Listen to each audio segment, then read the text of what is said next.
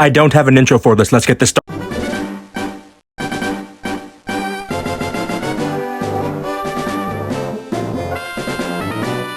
We start our journey by meeting the man himself, Professor Oak. Old age seems to be getting to this man because he didn't know if we were bearing XX or XY. So when given the option, I chose to be a female who I then named after Best Girl. Soon after, I was given the option to name my rival, who I then appropriately named Rope. And with that, our dream of becoming a Pokemon master has officially begun. I walk downstairs and ask my mom simple everyday questions like where my dad is, but she won't tell me, so I go looking for him myself. In that journey, Professor Oak comes by and tells me that he's never coming back, giving me a slap of reality, then offers to give me a companion that will play catch with me instead. Upon entering, I meet up with Rope, who looks ready to choke the life out of me, when Professor Oak tells me it's time to pick my companion, Charmander, Squirtle, or Bulbasaur. I decided to pick Squirtle, who I then named Squirter. Rope picks Bulbasaur, then threatens to beat my ass. I say put up or shut up, and our first battle begins. Our battle shook the earth, but unfortunately his Bulbasaur was no match for my Squirter. That sounds awful coming out of my mouth. Rope leaves, and now I can go into the wild. Squirter shows a few Pokemon his wrath, and then we eventually make it to Viridian City.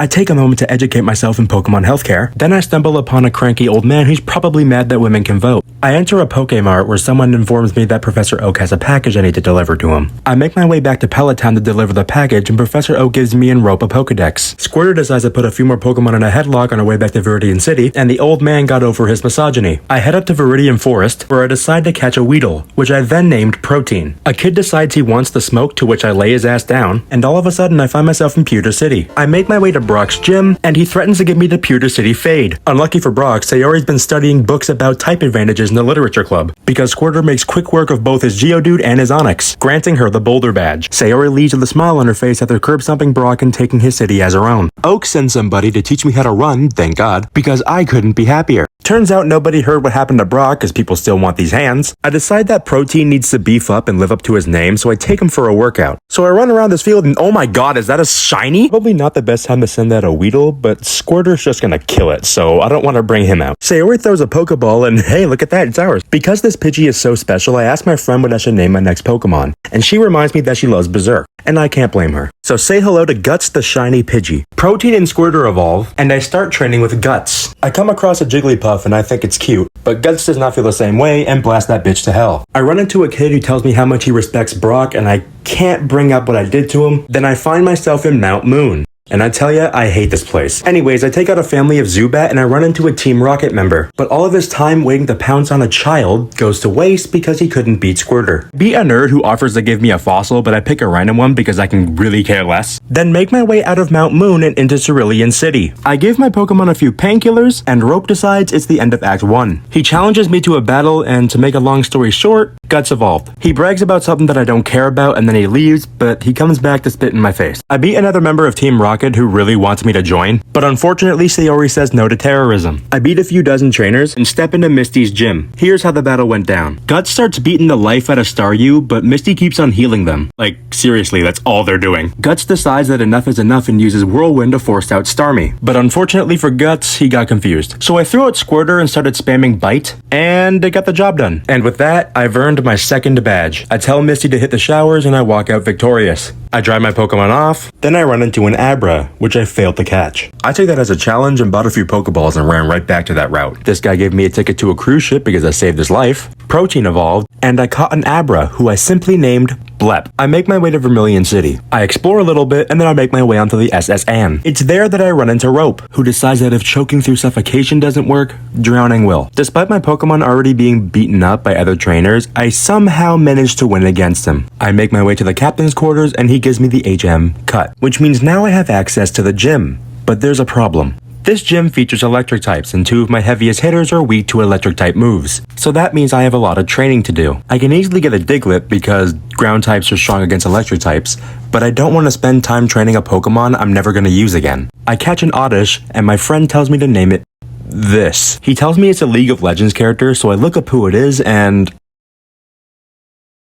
I'm never asking him to do anything for me ever again. I get the fishing rod from this guy. Blep evolved because Sidekick versus Ekans equals XP, and now Blep is ready to take on this gym. I run around for a few minutes having no idea what I'm doing, and I eventually make it to the gym leader. If you want to know how it went, Blep swept. I got my 3rd badge and now I never have to come back here again. After a bit of walking, I find this cave and wow, I can't see a thing. I catch a Machop in the dark and I name it Ryuko, and then I also fight a furry. To make it through the cave without wanting to break my neck, I'm gonna have to get the HM Flash, which is obtained by one of Professor Oak's slaves so long as you've caught a dozen Pokemon. I went out and caught Eepee the Drowsy, Snake, the Ekans, Mugclucker the Spearow, and Dasrite the Meowth. I put Ryuko in the PC and take out Eepee. I teach it Flash and then buy a couple hundred repels just in case. After a lot of walking around, I eventually make it out of the cave. I head south and make it to the next city and...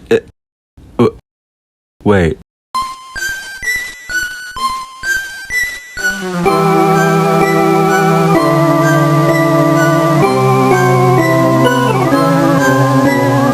I get over my trauma and put Ryuko back in the party. I run into whatever the hell this is supposed to be, go through an underground tunnel, and find myself in Celadon City. I find the gym that features grass types, and upon entering get told by the gym leader that she's going to, without a doubt, beat my ass. What they didn't know is that Guts really wanted to kill something. They tried to get away from her by just paralyzing her over and over again, but Guts didn't give a shit. Through sheer bloodlust alone, she swept this gym by herself, and I couldn't be more proud. Anyways, I get a badge that may confirm that my character is homosexual, and I walk out of that gym with my head held high. I got 4 badges in the bag, and there are 4 more to go. I find this couple enjoying life, and I kick their ass out of spite. I'm not jealous. You're jealous. I find this guy down on his luck because he lost all of his money at the casino, and he gives me his coin case so I can gamble myself. After bearing witness to this a while ago, this is exactly what I needed. I head to the counter to get some coins, and needless to say, I have a gambling problem. While trying to gamble, a Team Rocket member decided to test my patience. And much like how you don't take a vape from a middle schooler, you don't take the gambling from Sayori. So Shaco puts them to sleep and then crip walks on their body. And now that that's over with, I can finally get back to my...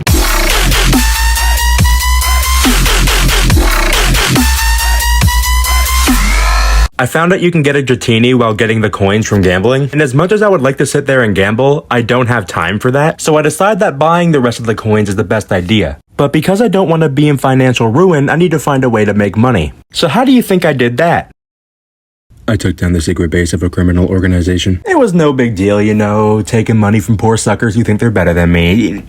Simple everyday things for Sayori. I will say that Ryuko was definitely the MVP in taking out Giovanni. Even Squirter struggled against his Kangaskhan. It took one low kick from Ryuko and Kangaskhan was dead. After acquiring my Dratini and naming her Pip, we unfortunately have a very hard choice to make. One of the Pokemon on our team need to be benched. And after a long think about the journey we've had, I've come to the conclusion that protein hasn't really been that useful to our team. Squirter, Blep, and Guts are all heavy hitters on our team.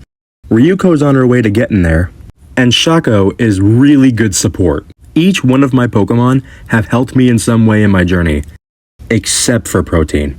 So I benched Protein and welcome Pip to the team. I'll make my way back to Lavender Town and enter the Pokemon Tower. It's there I learned that this place was made in memory of the Pokemon that died. I walk upstairs and oh wow, that's sad. For some reason Rope's here. I'm assuming he wants to bury me here in this tower. Anyways, we battle, I win, and he leaves me alone. I explore the tower a little bit and run into this really spooky ghost that turns out to be a spirit of a Marowak. I thought it'd be funny to try to catch it, but the game informs me that I cannot do that. So I put that bitch to rest.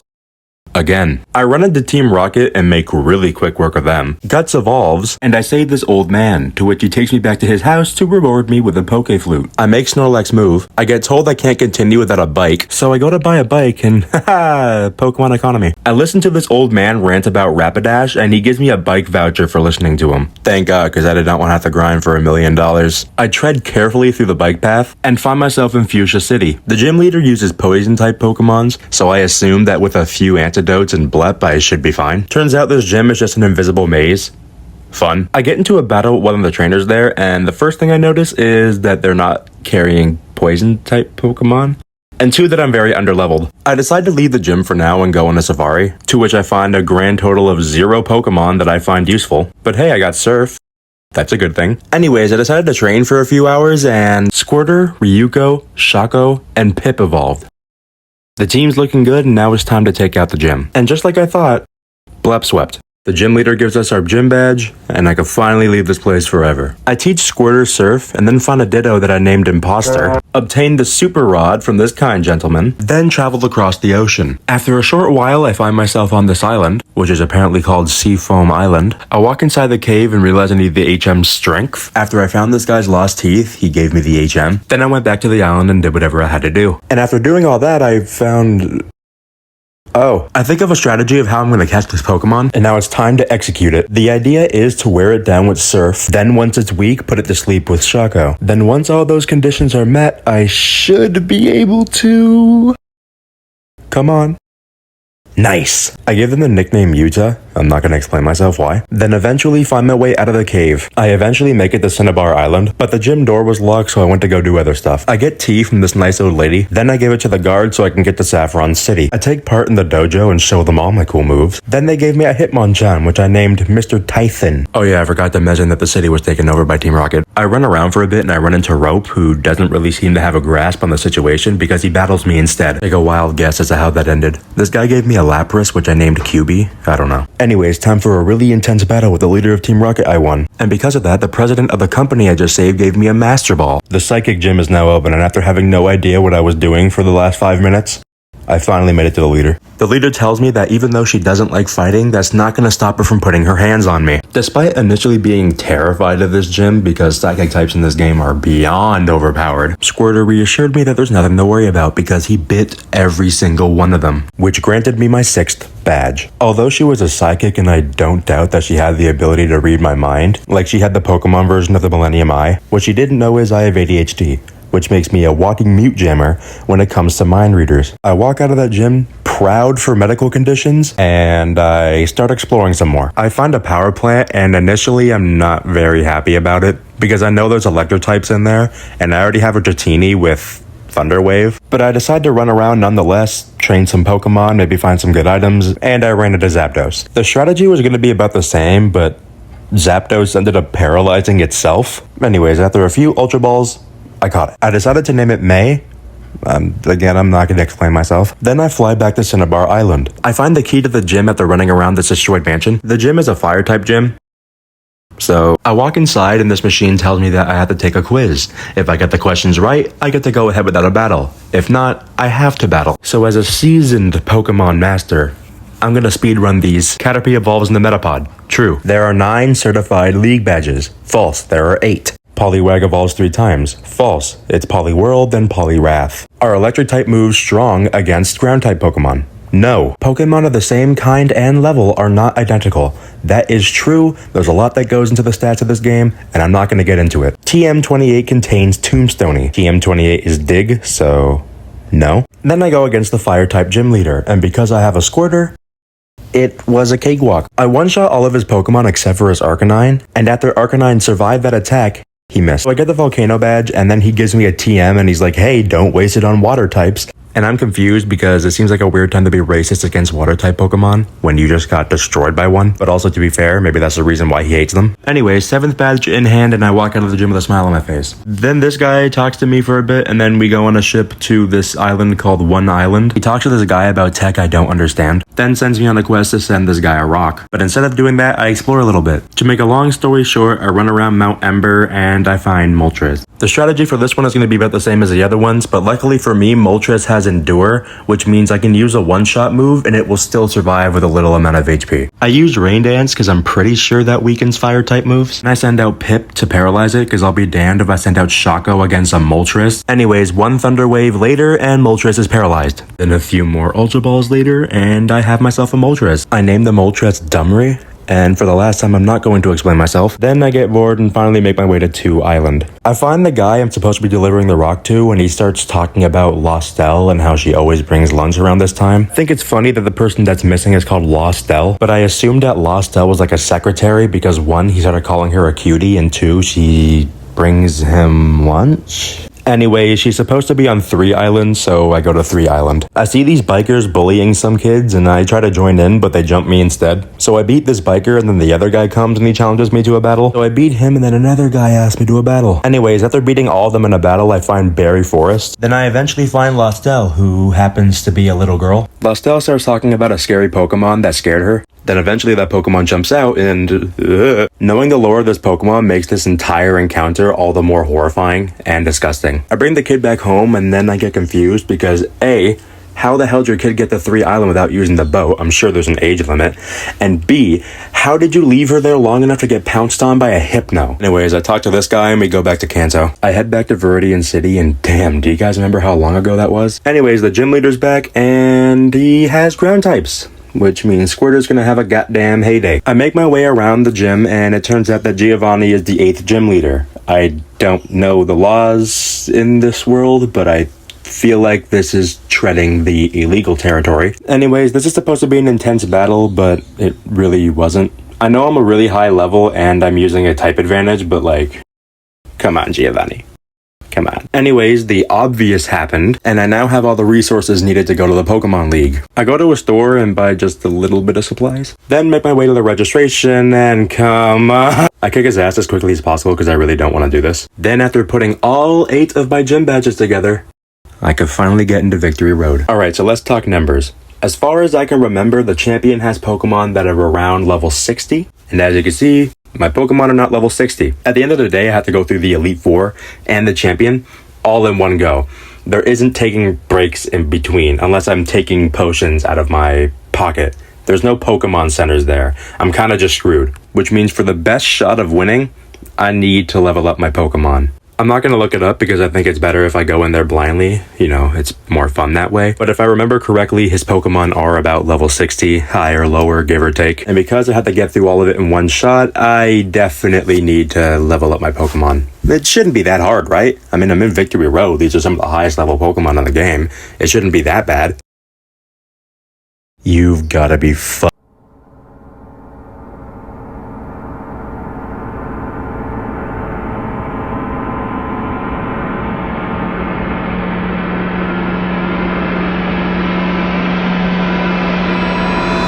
So after a lot of grinding, Pip evolving, and then me using a Leaf Stone on Shaco, I think we're finally ready to take on the league. I also gave Shaco a Quick Claw and taught him Giga Drain. Then I exit Victory Road and stand before the league building. I know their levels aren't matching, and that's because I leveled them based on how much I think I'm going to use them, due to my vague memory of what Pokemon the Elite Four might be carrying. I put Ryuko on the front lines because I thought that the trainer was Ice type. Then I walk in, ready to face the challenge in front of me, and cue the epic music.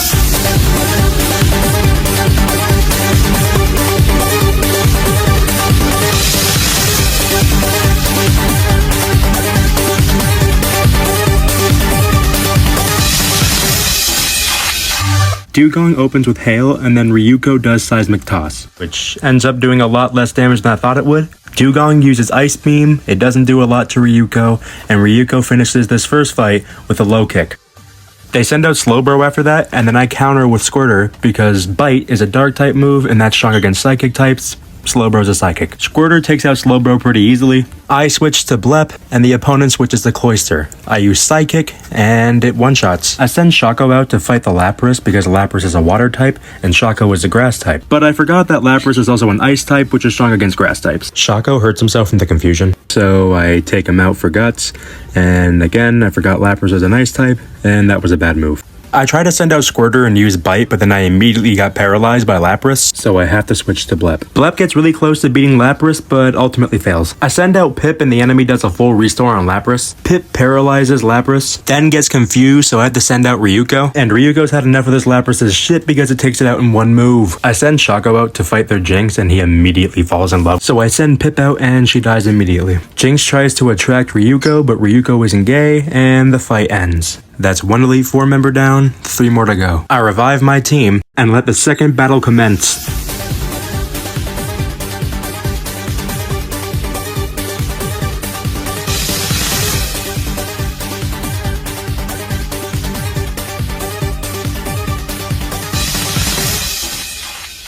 Turns out I was right that this guy was a fighting type trainer, and unfortunately for him, that means Blep is better. Blep made quick work of every single Pokemon this trainer had. It was actually a genocide. As fighting types, they did not have a fighting chance against Blep. This guy even brought out a second Onyx just for it to die. I can't imagine how it must feel to be a part of the Elite Four and be training with a type of Pokemon your entire life just to be one-shot every single time. With that, I'm halfway done the Elite Four. Time for battle number 3.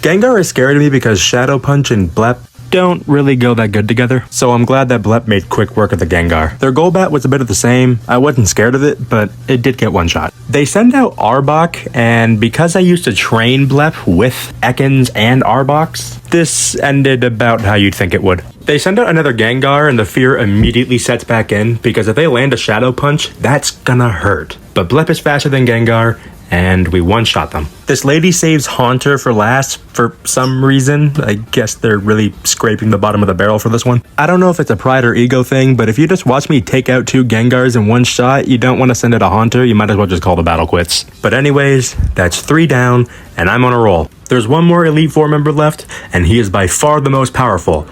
But you're tripping if you think Sayori's scared of anything or anyone. Now sit back and watch Sayori cook.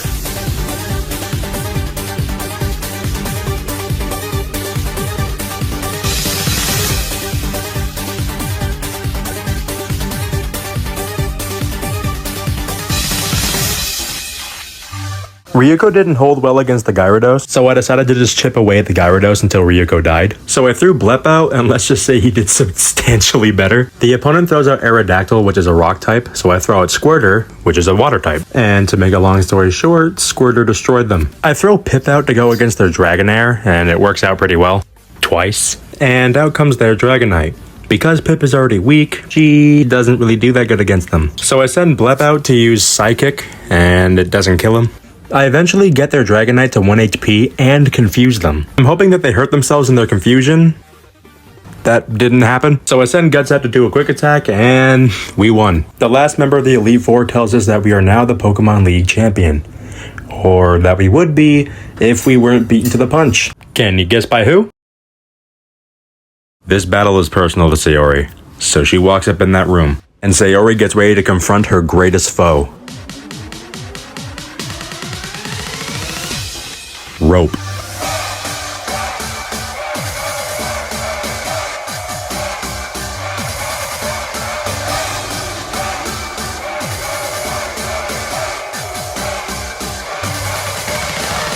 Our first Pokemon out are Blep and Pidgeot. Blep does heavy damage to Pidgeot, and he gets a little salty, so he kicks sand in her face. Blep takes that personally and puts that Pidgeot to sleep. That's 1 Pokemon down, 5 more to go. I bring Shaco up because he's been having a really hard time with the Elite Four, and I want him to actually get a win. Shaco doesn't disappoint because he takes down that Gyarados, even though he got hurt. Squirtle comes out against their Alakazam and bites it to hell, taking out Rope's 3rd Pokemon. I send Guts out against their Venusaur, and this was pretty annoying because all the Venusaur did was heal itself, and that went on for like 5 minutes. Eventually, Guts takes out Venusaur, and we're making really good progress. I use Squirtle against Rhydon for obvious reasons. That Rhydon's life ended very quickly. You can feel the despair oozing out of Rope because the last Pokemon he has happens to be weak against the Pokemon that's already out. Not only that, I've had this Pokemon since the beginning of my journey. The first Pokemon I named. The Pokemon I won my first battle against Rope with. The Pokemon I got my first gym badge with. All leading up to this moment, where Squirtle's going to be the Pokemon I won my first championship with. Rope keeps on full healing his Pokemon, trying desperately to grasp onto the championship title, but ultimately he runs out of full heal. So for his last desperate attempt at holding the championship title, he throws an attack at Squirtle. But ever since Squirtle was just a baby Squirtle, he's won this championship title more than Rope could ever fathom in a lifetime. Professor Oak walks in to congratulate me on my newest achievement, while simultaneously expressing his disappointment in Rope, belittling him on the fact that he is probably the most short-lived Pokemon champion in all of Kanto. Oak brings me to the room to put my Pokemon team in the Pokemon Hall of Fame, where my achievements will live on for the rest of time. As my Pokemon team appears on the screen, I can't help but be happy. Satisfied with the fact that even though my Pokemon journey is finally coming to a close, these Pokemon will no doubt be known as some of the best Pokemon in the Kanto region, if not the best. My Pokemon are now champions. Also, I want to take this time to appreciate the outro sequence in every single Pokemon. They are always peak. Just look at this shit. Peak. If you're hearing this, that means you made it to the end of this video, and what is wrong with you? How the hell did you make it here? Anyways, if you can't tell by the way I'm making these videos, I'm kind of just doing whatever I want, which, to be fair, is what everyone should be doing. If you're not having fun doing it, then why the hell would you do it? Sorry my voice sounds messed up. I just woke up. I'm recording this early. Well, it's not early. I woke up very late, but, you know, it's early for me. I'm ranting. I'm just, you know, let's get it out of the way. I'm glad you finished this video. I hope you enjoyed this video. And if you want to see more, stick around. There's a button that lets you know every single time I upload, whenever I upload. If I ever upload again, who knows? Maybe tomorrow I die in a car crash. I shouldn't have said that. Anyways, with all that being said, I hope you're having a good day. And if you're not, well, start having a good day. Later.